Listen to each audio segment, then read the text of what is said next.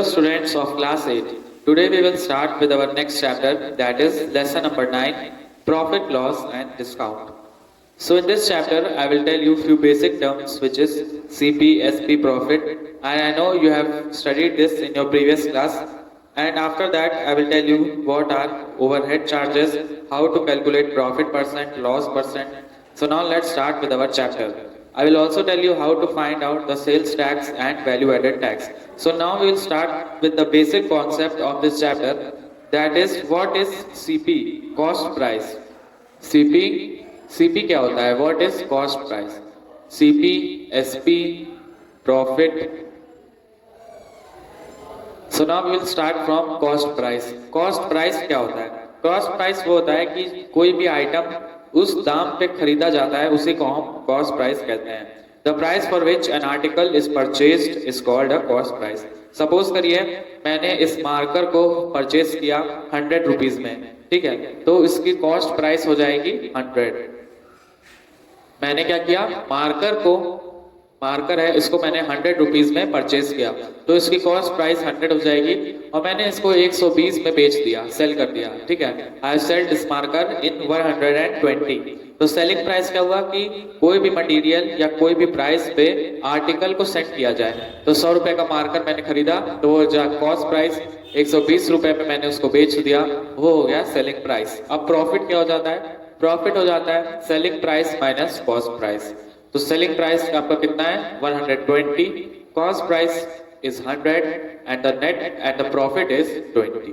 Profit कितने का हो गया आपका? 20 रुपीज का. और यहाँ पे रुपीज लगाना मत भूलिएगा, science you have to put science wherever you find that the number is expressed in rupees, in terms of rupees. तो ये आपको मैंने बता दिया कॉस्ट प्राइस क्या होता है, सेलिंग प्राइस क्या होता है. प्रॉफिट होता है SP माइनस CP. 120 रुपीज का मार्कर था, 120 में मैंने सेल किया और 100 रुपये में परचेज किया, ठीक है, 120 रुपए में बेच दिया, 100 रुपए का खरीदा, 20 rupees I have got profit. Loss होता है इसका उल्टा. लॉस क्या हो जाएगा कि कॉस्ट प्राइस ज्यादा हो और सेलिंग प्राइस कम हो जाए. जैसे अगर मैंने इस मार्कर को खरीदा 100 रुपए में और मैंने इस मार्कर को बेच दिया 80 रुपीज में, तो यहाँ पे मुझे ₹20 का लॉस हो गया है. कितने का लॉस हो गया है? 20 रुपीज का. तो ये कुछ बेसिक टर्म्स थी, cost price, selling price, profit, loss, ठीक है. नेक्स्ट अब मैं आपको बताऊंगा कि ओवरहेड चार्जेस क्या होते हैं. कुछ चार्जेस जैसे फ्राइट के, ट्रांसपोर्ट के, वो जो ऑब्जेक्ट क्या होता है या आर्टिकल या मटेरियल जो भी होता है उसमें ऐड कर दिए जाते हैं. सपोज करिए कि 100 रुपीज का सामान था, ट्रांसपोर्टेशन चार्ज 2 रुपए का था, ठीक है, तो वो टोटल उसकी जो कॉस्ट प्राइस हो जाएगी CP, वो हो जाएगी 102, ठीक है. ये आपका अगला कॉन्सेप्ट था.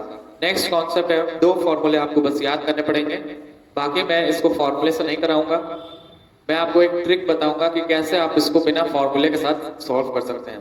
तो प्रॉफिट परसेंट निकालने के लिए आपको क्या लिखना पड़ेगा? Profit upon CP cost price into 100. Simple formula है. नेक्स्ट है लॉस परसेंट. लॉस परसेंट निकालने के लिए you have to write loss upon cost price into 100. ये आपका फॉर्मूला है, ठीक है. सो ये कुछ बेसिक फॉर्मूले हैं, जैसे कॉस्ट प्राइस हो गया कि जितने पे आर्टिकल परचेज किया गया, सेलिंग प्राइस कितने पे बेचा गया, प्रॉफिट क्या हो गया, selling price minus cost price profit हो गया, और cost price minus selling price आपका लॉस हो गया. नेक्स्ट है प्रॉफिट परसेंट. हमें पता करना है कि कितने परसेंट का प्रॉफिट हो गया, कितने परसेंट का गेन हो गया. तो हम निकालेंगे profit upon cost price into 100. And if you want to find the loss percent, then what we will do is we will divide loss upon CP into 100. So these are the basic terms which I needed to tell you. Now we will start with exercise 9.1. Exercise 8.1, problem number 1. Problem number 1 में क्या देखिए, Saurabh buys a table for rupees 980 and sells it for rupees 1000. Find his profit. ये simple है. Cost price of table is equal to ₹980. पहला statement ये हो जाएगा. फिर नेक्स्ट स्टेटमेंट हो जाएगा selling price of table is equal to 1000. Therefore profit is equal to, उसके बाद question mark.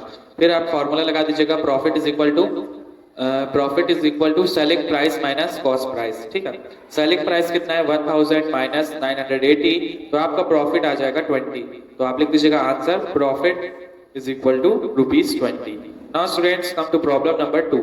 Lata bought TV sets for 3,500 and sold it for rupees 3,350. Find the loss. लता ने एक टीवी परचेज किया, कितने रुपए का? 3,500. यहाँ पे हम लोग लिख देंगे cost price of TV, TV क्या? Television, is equal to rupees 3,500. 3,500. फिर selling price of TV, selling price TV की कितनी है? The selling price of TV is rupees 3,350. आपको क्या फाइंड करना है? Loss percent. लॉस नहीं फाइंड करना है, लॉस परसेंट. तो लॉस परसेंट करने का फॉर्मूला क्या था? नहीं, यहाँ पे आपको लॉस ही फाइंड करना है, ठीक है? तो आपको इसमें सिर्फ लॉस फाइंड करना है, परसेंट नहीं फाइंड करना है. सिंपल है. लॉस इज इक्वल टू क्या हो जाएगा? जब इसकी कॉस्ट प्राइस ज्यादा हो जाएगी और minus selling price. Cost price कितनी है? Cost price is 3,500 minus 3,350. ठीक है, तो यहाँ पे हो जाएगा 150 रुपीज. ठीक है, लॉस कितना हो गया? 150. यहाँ पे लिख दीजिएगा answer. Answer, Lata made a loss of rupees 150. Problem number 3. A shopkeeper buys notebooks 10 for rupees 400. तो एक शॉपकीपर ने 10 नोटबुक्स परचेज की 400 की. यहाँ पे लिख दीजिएगा CP of 10 notebooks. CP of 10 notebooks is equal to 400. कितने रुपीज की परचेज किया है? 400 की. और एसपी सेलिंग प्राइस है यहाँ पे 8 नोटबुक्स का. 8 नोटबुक्स का सेलिंग प्राइस कितना है? 400. ठीक है, उसके बाद आपको स्टूडेंट्स फाइंड करना है कि प्रॉफिट हुआ है कि लॉस हुआ है. सिंपल देखिए, cost price of 10 notebooks 400 rupees और सेलिंग प्राइस ऑफ 8 नोटबुक्स कितना हो जाएगा? 400 रुपीज. तो हम सेलिंग प्राइस एक नोटबुक की निकालेंगे. सेलिंग प्राइस ऑफ 1 नोटबुक क्या हो जाएगा? 400 अपॉन 8, 50 रुपए. 50 रुपीज की एक नोटबुक का कॉस्ट कितनी थी? 50 रुपीज. उसी तरह हम निकालेंगे cost price of 1 notebook. 1 notebook की कॉस्ट प्राइस कितनी थी? 400 अपॉन 10. तो यहाँ पे हो जाएगा 40 रुपीज. तो यहाँ पे हम क्लियरली देख सकते हैं कि 40 रुपए की नोटबुक परचेज की गई है और 50 में आपने बेच दिया है. अब हम यहाँ लिखेंगे therefore profit percent. Profit percent का फॉर्मूला होता है profit percent is equal to profit upon CP into 100. तो यहाँ पे प्रॉफिट है 10 का. सीपी कॉस्ट प्राइस कितनी है? कॉस्ट प्राइस कितनी थी एक नोटबुक की? 40 इंटू 100. ठीक है, 0 से 0 कैंसिल. 4 2 8, 4 5 20. ठीक है, तो यहाँ पे आपका प्रॉफिट हो जाएगा 25% का. तो हम यहाँ लिख दीजिएगा profit is equal to profit percent is equal to 25 और यही आपका आंसर होगा. Now students come to problem number 5. A car dealer sells a car for rupees 66,960. Problem number 5. ठीक है, यहाँ पे लिख दीजिएगा क्या दिया देखिए पहले. Selling price SP of car. Selling price of car कितना है?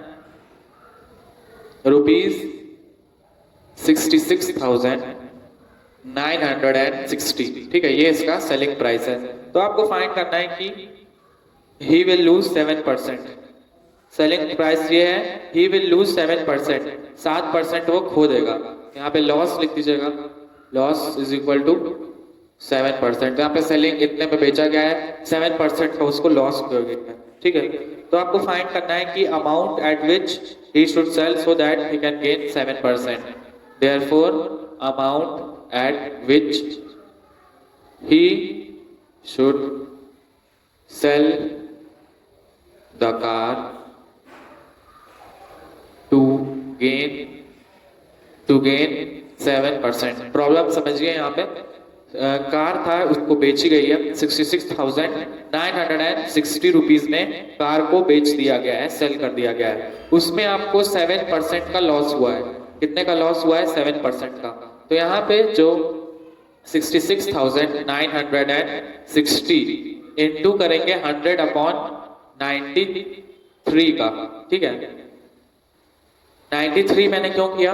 क्योंकि देखिए मैं आपको फॉर्मूले से नहीं बताऊंगा कि कैसे आप फॉर्मूला लगा के आंसर लगाइए, मैं आपको सिंपल तरीके से एक्सप्लेन करूंगा यहाँ पे। इसलिए मैंने इसलिए किया क्योंकि ये जो वैल्यू है वो 100% की वैल्यू नहीं है, वो अभी 93% की वैल्यू है, क्योंकि उसको 7% का लॉस हो चुका है।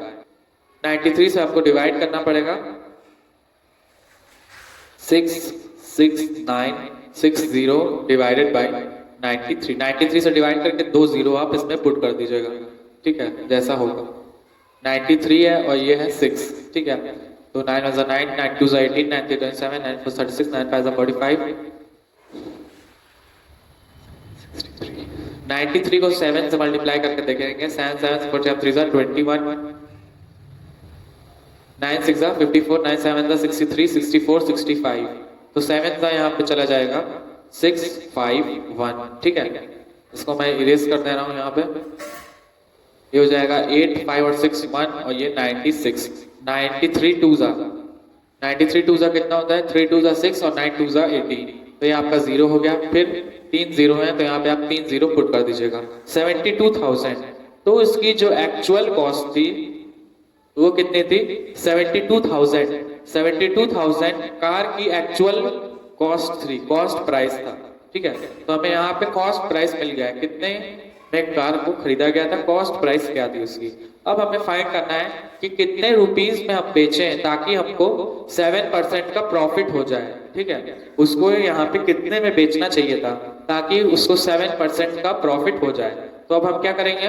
72,000 का 7% निकाल देंगे, 7/100, और जो अमाउंट आएगा वो 72,000 में ऐड कर देंगे, ठीक है। जीरो से जीरो काट दीजिएगा, 7 2 1 और 4, 7 7 49। फिर से एक बार मल्टीप्लाई कर दे रहा हूँ, 7 0 0, 7 2 14, 1 और 4, 7 7 49 और ये 50, 5040। तो 72,000 का 7% कितना होता है? 5020 रुपीज। तो हमको अगर 7% गेन करना होगा तो उसकी एक्चुअल कॉस्ट 72,000 वो तो रहेगी ही, प्लस हमें उसमें ऐड कर देना होगा 5040, ठीक है। तो ये हो जाएगा स्टूडेंट्स आपका आंसर 0400567 और ये 77040। इतने में उसको बेचना चाहिए था, ठीक है। इतने में उसको बेचना चाहिए ताकि वो 7% का गेन कर पाए, ठीक है। यहाँ पे आप इसको लिख दीजिएगा आंसर और ये स्टेटमेंट लिख दीजिएगा। 77,040 amount is the amount at which he should sell the car to gain 7%। या नेक्स्ट प्रॉब्लम नंबर 5 के बाद अब आइए प्रॉब्लम नंबर 7 में, ठीक है। Sudhir brought a cow for rupees 6,500. He sold it by gaining a profit of 11%. Find the selling price of the cow. ये भी सिंपल सवाल है, देखिए। Cost price CP of cow, cow की CP कितनी है? Cost price of cow is rupees 6,500। 6,500 में cow को खरीदा गया। सोल्ड, SP क्या है? सेलिंग प्राइस जो है वो है 11% प्रॉफिट। 11% प्रॉफिट हो गया उसको बेच के। तो हम क्या करेंगे? 65,000 का 11% निकाल लेंगे और उसमें 65,000 में ऐड कर देंगे। सिंपल है ये भी। तो हमें सेलिंग प्राइस अगर निकालना होगा तो हम क्या फाइंड करेंगे? सबसे पहले तो इस अमाउंट का 11% प्रॉफिट निकालेंगे। तो ये हो जाएगा 6500 इंटू 11/100, ठीक है। 0 0 कैंसिल आउट। 11 5 55, 11 6 66, 67 68 69 70 71। तो यहाँ पे 715 का उसका प्रॉफिट हो गया। तो उसकी टोटल कॉस्ट क्या होगी? ये तो ओरिजिनल वाली रहेगी, प्लस उसमें प्रॉफिट ऐड कर देंगे 715। तो ये हो जाएगा 517 प्लस 2 7 प्लस 5 12 और ये 7215। यहाँ पे आंसर लिख दीजिएगा। Selling price of cow is rupees 7215, ठीक है। ऐसे ही आपको करना है। सबसे पहले मैंने 6500 का 11% निकाल दिया जो कि आया 715 रुपीज 11%। फिर मैंने उसको उसी में ऐड कर दिया तो टोटल प्रॉफिट उसका इतना होगा, ठीक है। तो यही आपका सेलिंग प्राइस हो जाएगा। Now students come to problem number 9। If the selling price of 10 article is equal to cost price of 11 article. 10 articles की सेलिंग प्राइस जो है वो 11 आर्टिकल्स के कॉस्ट प्राइस के बराबर है, ठीक है। आपको फाइंड करना है कि गेन और लॉस। तो यहाँ पे सिंपल है, मान लीजिए let the CP B X, CP हमने X मान लिया, फिर SP क्या हो जाएगा, सेलिंग प्राइस जो है वो 11X, 11 जो है 11 आर्टिकल्स के कॉस्ट प्राइस के बराबर है, तो X कॉस्ट प्राइस है और 11 उसका सेलिंग प्राइस है। तो यहाँ पे हम गेन फाइंड करेंगे, गेन कितना हुआ है 10, यहाँ पे स्टूडेंट्स हम क्या फाइंड करेंगे, गेन 11X की जो सेलिंग प्राइस थी वो सेलिंग प्राइस 11X की जो थी वो 10 के बराबर थी, ठीक है, 10 के किसके बराबर थी, 10 आर्टिकल्स की जो सेलिंग प्राइस थी वो 11 आर्टिकल से कॉस्ट प्राइस के बराबर थी, ठीक है, 10 आर्टिकल की सेलिंग प्राइस 11 आर्टिकल की कॉस्ट प्राइस के बराबर थी, ये कॉस्ट प्राइस हो गया, सेलिंग प्राइस हो गया, तो गेन हमारा आ गया 1X, ठीक है। उसके बाद कॉस्ट प्राइस कितनी है, यहाँ पे कॉस्ट प्राइस हम जानते ही हैं, जैसे कि आपकी प्रॉब्लम में दिया हुआ है कि जो कॉस्ट प्राइस थी आपकी वो थी 10X, ठीक है, 10X कॉस्ट प्राइस थी। अब हम फॉर्मूला लगा देंगे, profit percent is equal to 1X upon 10X into 100, X से X कट जाएगा, 0 से 0 कट जाएगा, यहाँ पे 10% का यहाँ पे गेन हो गया है, ठीक है, यहाँ पे आंसर लिख दीजिएगा, प्रॉफिट परसेंट कितना है यहाँ पे 10, ठीक है, यही आपका आंसर हो जाएगा। Number 13, Amit sold a jacket at 8% gain, ठीक है, तो सेलिंग प्राइस कितनी है यहाँ पे 8% गेन, तो सबसे पहले यहाँ पे हम कॉस्ट प्राइस को X मान लेंगे, cost price is equal to X, selling price पहले वाले कंडीशन में कितनी है यहाँ पे देखिए, सेलिंग प्राइस जो है यहाँ पे 8%, तो 8 इंटू 100, 8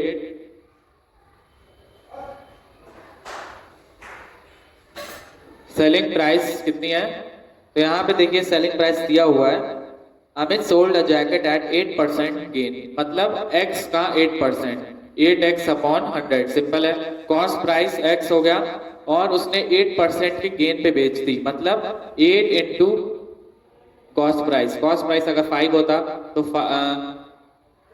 8 इंटू 5 अपॉन 100, ऐसे हम लोग कर लेते, ठीक है, ये आपका 8% का गेन है और ये कॉस्ट प्राइस है, तो यहाँ पे मैंने कॉस्ट प्राइस को X मान लिया है पहले ही, ठीक है, तो ये जाएगा 8X अपॉन 100। अब आइए नेक्स्ट केस में, नेक्स्ट केस में क्या है देखिए, नेक्स्ट केस में है कि had he been sold for 75 more, अगर उसने 75 रुपीज से ज्यादा बेच दिया होता, the gain would have been 14%, 14% का गेन और हो जाता, ठीक है, तो यहाँ पे सेलिंग प्राइस सेकेंड SP2 14% का गेन हो जाता, मतलब कि कॉस्ट प्राइस हमारी X है, तो ये हो जाएगा 14X अपॉन 100, ठीक है।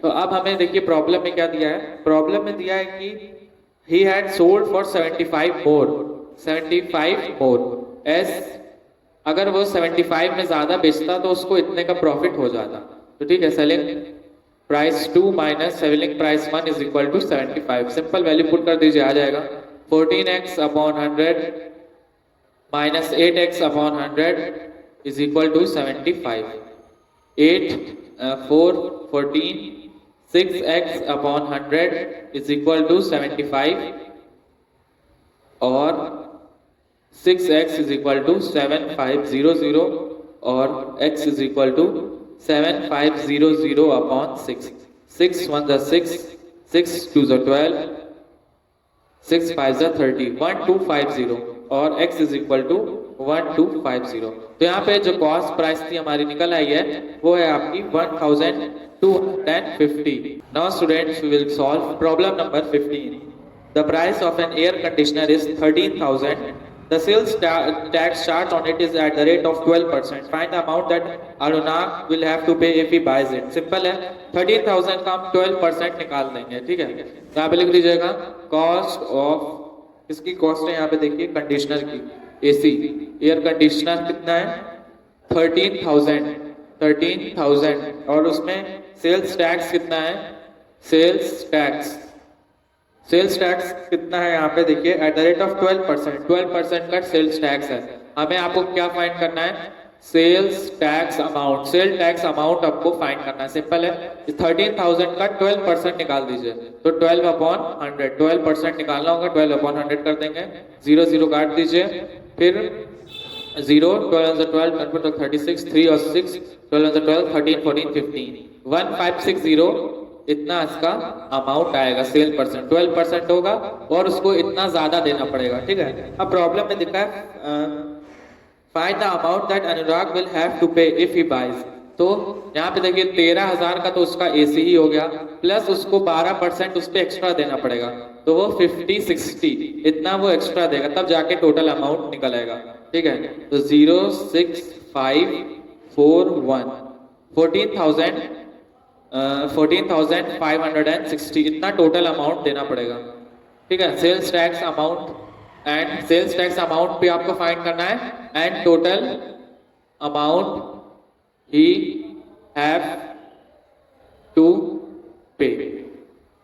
तो सेल्स टैक्स का अमाउंट था 15,560 और टोटल अमाउंट ये है, यहाँ पे लिख लीजिएगा सेल्स टैक्स अमाउंट कितना है 1560 और टोटल अमाउंट कितना है रुपीज 14,560 रुपीज। तो यही आपका आंसर हो जाएगा।